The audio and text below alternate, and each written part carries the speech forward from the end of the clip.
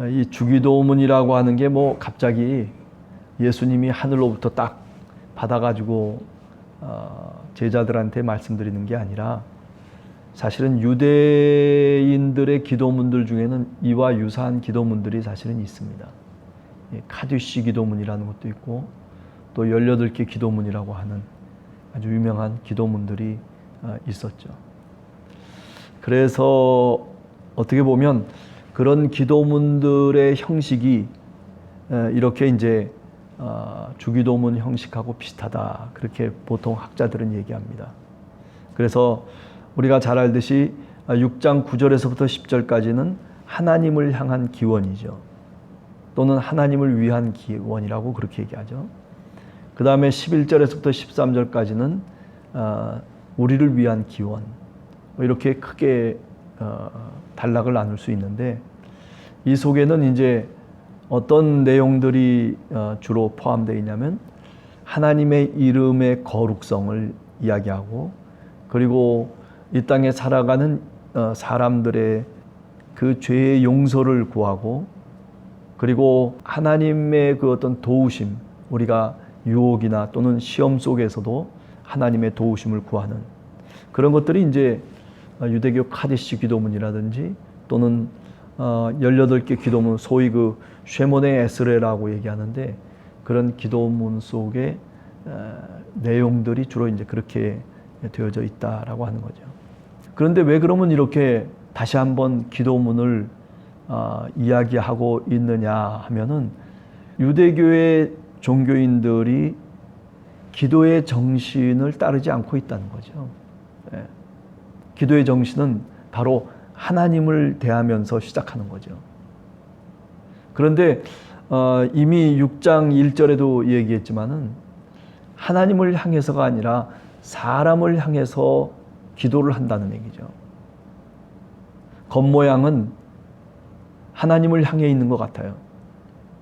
그러나 저 회당에서 나와가지고 그잖아요. 회당 속에 들어가서 기도해도 얼마든지 가능한 것인데 그런데 어떠냐면 길 모퉁이에 나오는 거예요. 회당과 큰 거리 어귀에 서서 6장 5절에 보면 사람들 앞에서 보이기 위해서 구제를 할 때도 마찬가지고 그렇기 때문에 주님께서 하시는 말씀이 구제할 때나 또는 뭐 어떤 것을 할 때든지 간에 하나님 앞에서 은밀하게 하라 그렇게 얘기하는 거죠. 오늘 이제 성경 말씀을 이렇게 읽어보면서 첫 번째 생각하는 것이 우리가 지난 시간에는 우리라고 하는 말을 좀 많이 생각을 해봤는데 유대교가 통상 자신들을 어떻게 생각했느냐 유대인들이 생각한 하나님에 대한 개념 가운데 하나가 뭐냐면 우리는 선택받은 하나님의 자녀다라고 하는 그런 생각을 많이 갖고 있었죠. 그래서 하나님은 누구냐 하면 바로 이스라엘 백성의 아버지가 되신다. 그래서 이사야 35장 15절 이하라든지 47장 7절이라든지 에레미야 3장 4절이라든지 하나님 아버지에 대해서 나름대로 우리는 하나님의 자녀라고 하는 그런 의식을 갖고 이스라엘 백성들에게 선지자들이 얘기하고 있는 거죠. 그런데 오늘 성경을 보면 그 이스라엘의 아버지이신 하나님이라고 하는 통상의 유대인들이 갖고 있었던 그 개념과는 달리 집합적인 개념이 아니라 개인적인 개념을 사용해요. 나의 아버지다. 예수님 자신의 아버지라는 거죠. 그래서 이 아버지라고 하는 말을 우리가 겟세마네 동산에서 예수님이 기도하실 때의 용어를 우리가 생각해 보면 아빠 아버지여 그러거든요.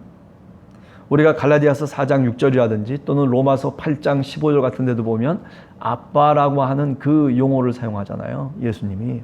또 사도 바울도 초대교회도 하나님을 부를 때 그냥 단순하게 아버지 하나님 이렇게 얘기하는 것이 아니라 아빠 아버지라고 하는 그런 용어를 사용하고 있단 말이죠. 이런 점에서 이것은 극히 개인적인 겁니다. 그러니까 예수님께서도 하나님 아버지를 얘기할 때 바로 이렇게 나의 아버지라고 하는 그런 강렬한 표현을 하고 있다는 거죠. 예. 누구의 아버지가 돼야 되는 거예요? 하나님은 내 아버지가 돼야 되는 거예요. 뭐 이스라엘 모두의 하나님 아버지라고 하는 것은 분명한 거죠.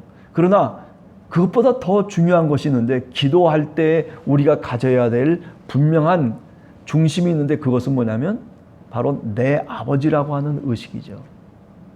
회당이라든지 또는 유대교에서는 이스라엘의 아버지라고 하는 집합적인 개념으로만 생각을 하는 거예요. 네.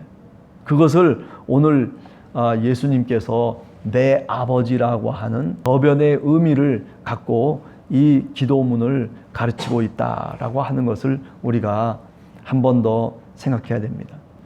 저 사람의 하나님, 또 우리 아버지의 하나님, 또 우리 형제의 하나님, 이런 보편적인 부름말을 갖고 가는 것이 아니라, 하나님께 나아가는 것이 아니라 내 아버지, 하나님 앞에 우리가 나설 때에는 어떤 공동체라고 하는 그런 집합적인 개념으로 하나님 앞에 나서는 게 아니라, 공간복음서를 쭉 읽어보면 예수님이 어떤 공동체를 변화시키고 어떤 집단을 예수님이 회개케 하시는 그런 장면보다는 각각의 사람들을 부르러 다니시잖아요. 그죠? 내가 잃어버린 자를 찾으러 왔다라고 하는 것도 잃어버린 어떤 집단을 찾으러 온 것이 아니라 한 개인을 찾으러 오는 것이죠. 그래서 병든 사람도 집단적으로 병든 사람들 교회 속에 모아놓고 나사렛 예수의 이름으로 명하노니 나을지어다 이렇게 선포하는 것이 아니라, 예수님은 병든 자 한 사람을 찾아갔어요. 이거는 곧 뭘 의미하는 거냐면 바로 개인을 의미하는 거예요. 귀신 들린 자들이 많이 있지만은, 그러나 귀신 들린 거라사의 그 한 사람을 찾아갔어요. 주기도문을 이렇게 쭉 이제 시작하는 두 번째 마당에서 여러분들과 생각해 보려고 하는 것이 바로 이겁니다. 예. 기도라고 하는 것은 단독자로 하나님 앞에 나아가는 것을 의미하는 겁니다. 나 홀로 하나님 앞에 서는 것을 의미해요. 그게 기도의 출발점이에요.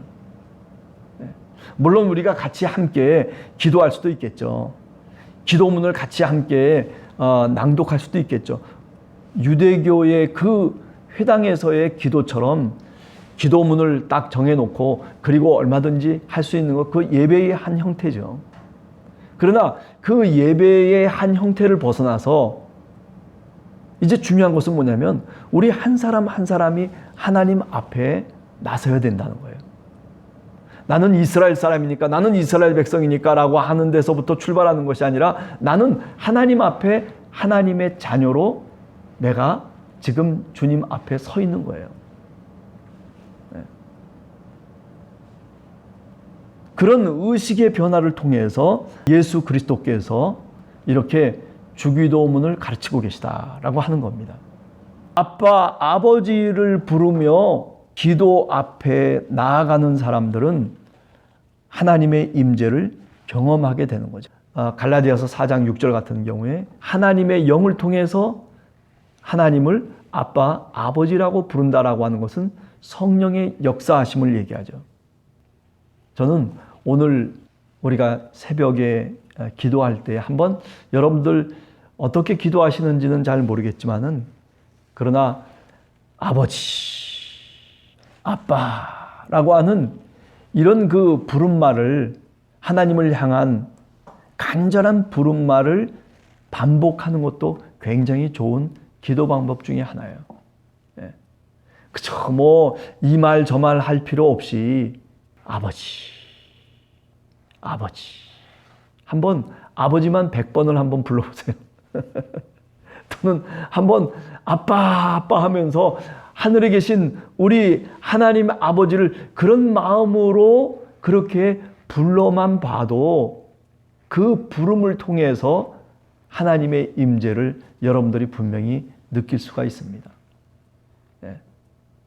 저 초대교회 사막 교부들은 기도하는 방법 가운데 이런 방법을 많이 택해서 기도를 했어요. 네. 우리도 교회 속에 나와서 또는 가정에서 우리가 기도할 때 많은 말을 해야만 하나님이 들으신다. 그렇게 생각지 말고 내 가슴과 내 마음을 열어서 하나님을 바라보며 나는 당신의 자녀입니다. 그런 마음을 갖고 하나님을 부르기 시작하면 그러면 그때부터 하나님의 임재를 체험할 수 있게 된다라고 하는 거죠. 네. 오늘 꼭 짚고 넘어갈 것은 뭐냐면 이 기도문의 출발점은 뭐냐면은 나는 하나님의 자녀라고 하는 나는 새 이스라엘이라고 하는 그런 고백으로부터 출발하고 있다라고 하는 거죠. 그런 의식의 변화를 통해서 기도를 해야 된다라고 하는 거죠. 나는 하나님의 자녀라고 하는 그런 아주 흔들리지 않는 확신 속에서 기도를 출발해야 된다라고 하는 거죠. 유대교 회당에서 부르는 그들의 하나님이 아니라 우리 하나님 아버지라고 하는 이런 교회 공동체, 예수 그리스도를 따라왔던 제자 공동체가 지니고 있었던 기도의 출발점과 기도의 정신은 바로 여기서부터 시작되는 거죠. 나의 하나님, 나의 하나님. 그렇죠? 자, 같이 기도하도록 하겠습니다.